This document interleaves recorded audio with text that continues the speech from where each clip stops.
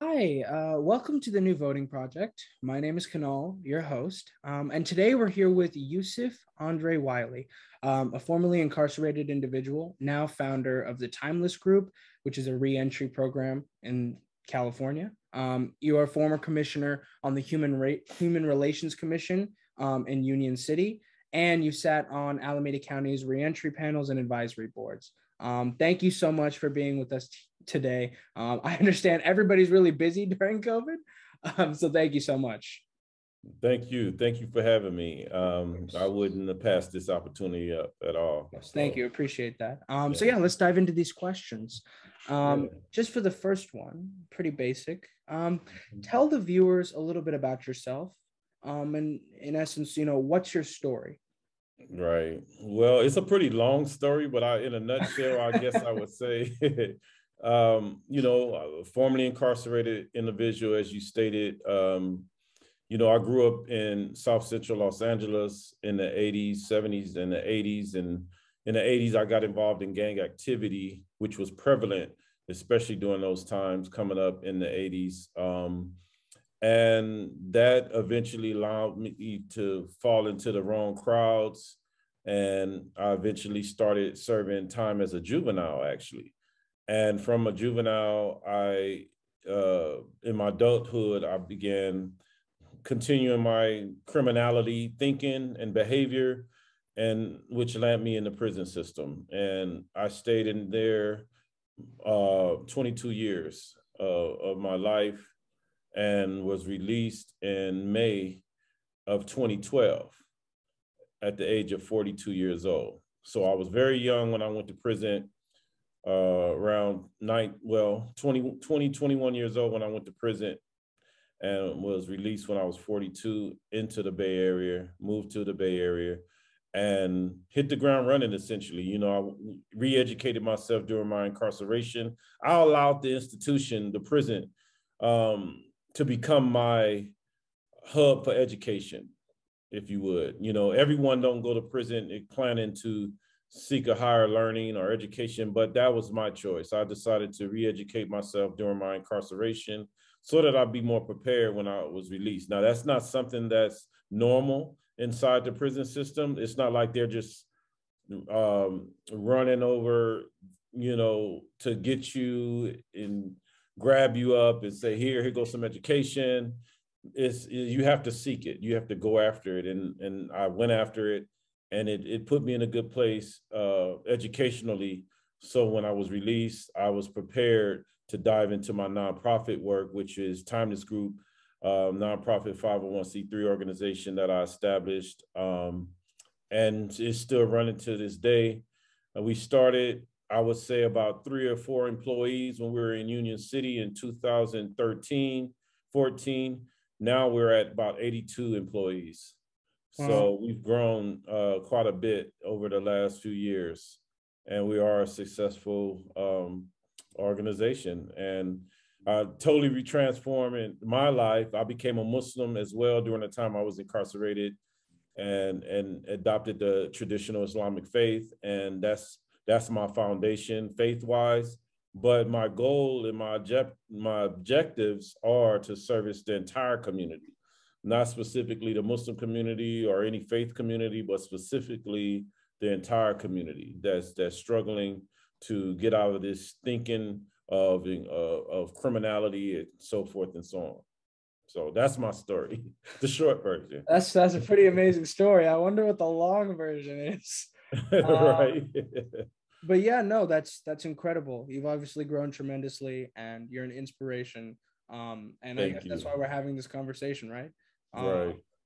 But yeah, no, you had touched on the Timeless Group, which is your nonprofit. Yes. Kind of explain what your organization does and why you chose to start it after your incarcerated life. Well, actually, it started inside the prison system. I would say around 2005, when I was still inside, I began doing workshops. Individuals would approach me on the prison facility, inmates, and would be like, man, you do a really good job speaking and doing classes. You need to make that a regular thing, right? So I decided to take it to that next level and began to teach it on the yard, inside the chapel area, the gymnasiums, everywhere I would gather a group of folks inside the prison. I would do these workshops, and it just became timeless. Because I began to create multiple workshops, so I figured I need to put it under some umbrella. So that's how the Timeless umbrella was created for these workshops. Once I got out of prison and became a 501c3, I knew that the need for reentry services would become important. So I decided to go with the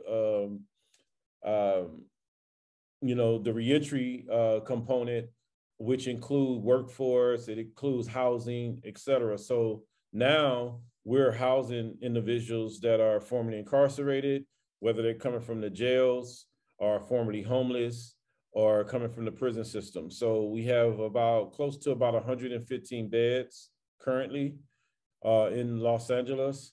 And we also have a social enterprise, which is our trauma-informed security program, where we teach people how to interface with the homeless population, to talk to them, to help them, to guide them into resources so that they can find mental health treatment, substance use, as well as a bed. So these are the things that I'm doing right now in and around LA, and we're actually moving into the San Francisco area to do some work there as well. Yeah, no, I understand the San Francisco homeless population is yes exceedingly skyrocketing. So yeah, no, yes. thank you for your efforts there. Mm-hmm. And yeah, no, Timelist Group sounds like an amazing organization. Just from an outside standpoint, I've looked at recidivism numbers. I live actually very close to Santa Rita Jail. Okay. So we do plenty of activism regarding, the sheriff's department, and politically, right. I'm engaged in that facet. Yeah. But let's circle back to the year 2020. I wish I had a time machine. I would have changed a couple things. But let's talk about the 2020 election, right? In my opinion, I think voting is the central root that can help solve all of our problems. Like we looked at Prop 17 last year, the ability for formerly incarcerated individuals to vote, right? Yes. Voting has a tremendous impact on almost every issue there is. And that includes issues that my generation, Gen Z, don't know where they got Z from, face, right? So I want you to give me your thoughts on the 2020 election, municipal, state, federal. It was a crazy year with the pandemic, so what do you think about 2020? Yeah, it was very I think one of the first things I would say is that everyone was pretty much engaged in some way or another, on regardless of which side of the spectrum they were on, whether they classified themselves as red or blue, et cetera. I just really feel like folks got engaged, and partly because of what was happening in the background in the media around the George Floyd incident and the riots that were taking place. It was a lot happening. So I feel that folks did begin to understand the importance of voting, and that was proven in Georgia. We saw that. Here in California, in LA County particularly, we brought in George Gascon as the district attorney, who once was district attorney in San Francisco. And he brought a lot of reforms, which they're really upset about right now, especially the red folks. No, there's a recall in San Francisco for Chesa Boudin as well. Yes, so exactly. So we have this same energy, right, in our country to me, is bigotry and racism at its height, and it was really brought out through the Trump administration. Folks that were probably lying in wait to really expose or share who they truly are to the public space, got a chance to do it under that administration. So I my thoughts around that is critical, really important as it relates to our people being able to vote. And that's changing more and more. And when I say our people, I'm talking about systems impacted people, folks that might have a felony or on parole or probation, that's not able to vote. I believe there's actually a law on the books in DC, Washington, that allows an inmate to actually run for office. And I didn't know how true it was, but I did a little research, not a whole lot, but I did find something as it relates to that. So I feel like if it can happen there, maybe it can happen in other places, because there's some very extraordinary folks that are still incarcerated, that are now in free society, that is doing tremendous work, but don't get the support, don't get the recognition for what they do. So I think 2020 opened some doors as well. It exposed a lot of things. It brought a lot of things up to the surface that was hidden, that people needed to see and witness, especially from the storming of the Capitol. Everybody needed to see that, and once it was seen, it was almost unbelievable when people were hearing about it that were at work or, doing a day-to-day and shopping at the grocery store, and folks were saying, hey, they stormed the Capitol. It was a lie. In most people's mind, they couldn't even conceive in this so-called modern land that we live in of America that this would be happening, right? So I think, a lot happened to really transform the thinking of a lot of folks. And I believe that there was a lot of good in that as well. Actually, more good than bad, I feel, to be quite frank. But I think if that didn't happen, maybe people would still be asleep and not paying attention to things that's happening around them. So that's kind of my take on the 2020 experience. Yeah, no, I would definitely define it as an experience. Yes. That's well said. Let's talk about voting, right? Yes. Voting rights. My first question on this topic is, how important is voting? Well, it's extremely important. So, it takes me to a point where, people that I even was raised around, my circles of influence, if you would, often would say things like, oh man, what am I going to vote for? It's not going to do anything. Nothing is going to change. That's like a theme, a common theme in the circles that I once ran with back in the day. And I don't think a lot of folks believe that anymore. So I think, just knowing that voting does count. And like I said, what happened in the South, Georgia being one of the primary states that was at the center of this change and this shift from red to blue, I think that kind of woke people up. It literally showed people that, look what's happening, right? And so I think now it's easier to convince folks their rights of voting and to execute those rights of voting. Where before it was challenging, very challenging. But look at how many examples we have now, right? The direct folks that show them, look what's happened here, look what's happened there. And you say voting is not important? No, quite the contrary, right? So now we have examples, which before we didn't have a whole lot of examples, but now we do. And, I could take you back. I don't know how old your age. I'm 17.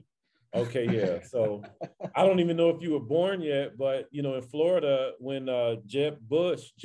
No, we've heard of this. Yeah. Yeah. Was running for office, and, and his influence in Florida that shift the politics that eventually allowed George W. Bush to be voted into office as the president of the United States. So it was things like that was discouraging, very discouraging, where folks didn't feel like their vote mattered, that they were going to do that anyway. They were determined to make George W. Bush the president of the United States. So, and then afterwards, he got a shoe thrown at him in Iraq, I believe. Yeah. That's a pretty funny YouTube video. Yeah, right. So, I mean, these are the things that I think now we have some very good examples, very good, content to share with folks, to demonstrate the importance of voting. And I personally believe it's extremely important. But I will say, when you could consider some of the framework of it, that it's only these two breakdowns between the blue and the red, I feel is unfair and unjust still. You don't see enough media attention for other potential candidates like independents or libertarian. You don't see those other discourses taking place that includes these other candidates that potentially have ideas that the country would embrace, but we don't hear from them because it's broken down, that it's already been delineated, between those two camps. So that's something to think about. I think that's my biggest concern. I think now, I recently received an email and they were trying to place me in one of these camps that I needed to choose between either being a Republican or a Democrat, and I chose not, even though likelihood most of the time I'm voting Democrat. But at the same time, I don't want to be placed in either one of those camps personally. That's just a personal thing. Yeah, I understand. But yeah, regardless of really party preference, I think voting rights should be a central kind of, point of emphasis. We see in states like Georgia, Texas, they're passing state legislation barring voting in some minority districts, and creating accessibility issues and, almost in some ways illegal fines for some very, menial, like handing out a bottle of water as a poll worker. Right. Right. What are your thoughts on voting rights restrictions? It's an issue we've been dealing with since, you could argue, the founding of the country, the 60s. What do you think about what's happening right now? Well, actually, I don't think. Actually, I believe if you are in this country, and you're paying any form of taxes, or you're, and we can define taxes in many categories, right? In many ways, that you should have a right to vote. I think it should be literally a God-given right, quite frankly, to vote. Just like you can go to jail or be arrested or be fined or ticketed for a parking violation, it's the same right. To me, I feel like just like that can happen, you should also have that right to vote.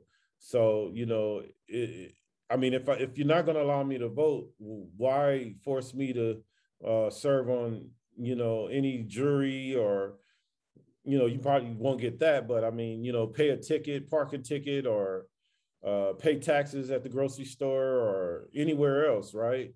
Or gas. It's just, to me, it should be a God-given right or freedom in a so-called free country. I really feel like ultimately freedom exists here. We know that, but also we know that as a country that pitches itself as being this free world, that should be a God-given right, just as anything else. So interesting. Yeah, you're the first person to come and say it should just be, naturally bestowed on everybody. Yeah, no, I can understand that perspective. But let's go back to you, star of the show. What's next in your chapter? You have a phenomenal organization. You're doing work, politically and honestly doing a public service for the homeless crisis in California. Right. What's next for you? Well, actually, I want to retire young, but you're like 30. You look 30. Come on. Thank you. All the great kind of, gives off that, but I just would say for me, my next chapter is really just spreading the message, spreading the message of hope. I'm looking to start back my speaking career, going on tour if I can, and speaking at various functions, whether political or otherwise, faith-based or otherwise. Just really sharing my story, number one, and also just spreading peace, spreading hope that anyone can come from nothing and be something and and hold their head up. I think there's a lot of hatred in the world. There's racism, there's hatred, there's so many things negative that we see when we turn on the 8 o'clock news, right? But how about, people seeing my story or hearing my story, not just because it's my story, but because I feel that it can be a power that can uplift others. So I'm actually starting that back up, and anyone that wants to book me for a tour. I also have a book that I wrote, an autobiography called If I Knew Then. And I'm going to be doing book signings at any speaking event that I'm invited to. And, and I think part of that, what it's going to do for my organization is it's going to give more exposure to Timelist Group. And that's part of the goal, so that more people can hear what I've done to contribute to the solution to eliminate and eradicate homelessness, as well as reentry solutions. And I feel like if they get it from someone that's lived it, been there and done that, it's a little bit more credible, because I did live in the street world, in that culture, the gang culture, the drug selling and gangster culture. That was a part of my world once upon a time. So someone like me showing someone how that can be turned around as an entrepreneur, as a CEO, and successful multi-million-dollar company. If I can do it, anybody can do it. That's really the bottom line. So I'm hoping that I can land some gigs to speak at various engagements and events, so that people can hear the message and be inspired, and just start traveling across not just the country, but possibly even internationally. So. Yeah, no. And I wish you the best of luck in that Yes. endeavor. I think it'd be pretty cool. But I Yes. guess in closing, what's your advice to my generation, Gen Z? Yes. What's your advice? How do we make an impact, or stay engaged, or just the simple act of voting? What would you say to us, being and going through what you have? What would you tell us as the next class graduating? Absolutely. Well, the first thing that I think I would tell your generation is to study your history. Critical. Study your history. And when I say study your history, both whatever your cultural backgrounds are, first study that, as well as the American experience, the history here in this country, in this culture. It's very important, because without that, there's no context, there's no real true knowledge. You don't really gain true knowledge without understanding what people have gone through that's been here, and I think until we come to do that, this Generation Z, Gen Z, wouldn't know where to go. I literally would not appreciate what it would take to overcome some of the obstacles like someone like me has overcome, right? Or just, whatever your endeavors are in the world, you wouldn't know how to really get there or truly appreciate getting there without that perspective. You have to get that perspective by studying your ancestry, studying your culture, as well as your American culture while you're here. That's critical, because I really think that this generation don't know this history, so they laugh at it. They make mockery and fun of, you look at these old folks, look at these old guys and these uncles and these aunties that try to tell me this and that. But if they really took the time to study the culture, study the history, study the American experience, it'll definitely turn something in the brain that really give a direction and perspective, quite frankly, I think. So that would be my advice. Yeah, no, I do think knowledge is a prereq. Absolutely. I've spent several years studying American history. There you go. So, yeah, and just to wrap up. And look who you are today, see? I don't know. Look what you're doing right now. It's evidence that you've done that. It's evidence. I appreciate it. I still got more in the tank, though. Yes, absolutely. How can viewers stay updated on your platform? If you want to drop your socials, I'll put everything in the description. Yeah, definitely the easiest way would be on my Instagram, which is, at Yusef Andre Wiley. You follow me there, you can get to everything else. I have a personal website that you can grab hold to through my IG account. I'm on TikTok, Twitter, Facebook, all of those other ones there. But I'm primarily spending more time on IG. So that's the easiest and quickest way probably to grab hold of me there, as well as even booking me for any kind of motivational speaking engagement, etc. Yeah, no, and I'll definitely link that in the description. Is there anything you'd like to add before we close out? Well, no, not really. I just would say that first of all, I appreciate you. I appreciate the fact that you represent our young people today, and you're doing tremendous work. Just the fact that you're having this platform to speak to individuals like myself, and just, you know, you're only 17, man, and you already, to me, you're 10 years ahead of folks. You know, you literally 10 years ahead of folks. You're Appreciate it. and that means a lot. And it means it actually inspires me. It inspires me actually, because, you know, we do see so many of our youth falling into other habits and things that, they, nothing wrong with gaming, but they spend a lot of time on computers, really not doing a whole lot. But, you know, I don't see kids in the streets anymore riding bicycles and socializing. You know, that's scary to me personally. Nothing wrong with getting gaming and doing this other stuff, and TikToking, but, you know, just that socialization that needs to still happen to develop and culture a person is not there, because everything is being done behind a screen. So the fact that you're engaged in this conversation in this type of space is definitely going to open you up to more possibility and opportunity for your future. So I definitely appreciate you, and you do inspire me as well. So, well, thank you for that. I appreciate the comments, and thank you for coming on the show, and adding Absolutely. A very, very unique and specialized perspective. I think that is much needed, and people will find it invaluable. Yeah, and you're always welcome back. You know, yes. Anytime you want to discuss anything about voting, you're always welcome back on the show. Right. But we do thank you for your time, Yusef. Oh yeah, thank you for having me. I appreciate being invited. Of course, and take care of yourself during COVID. Yeah, thank you. Peace.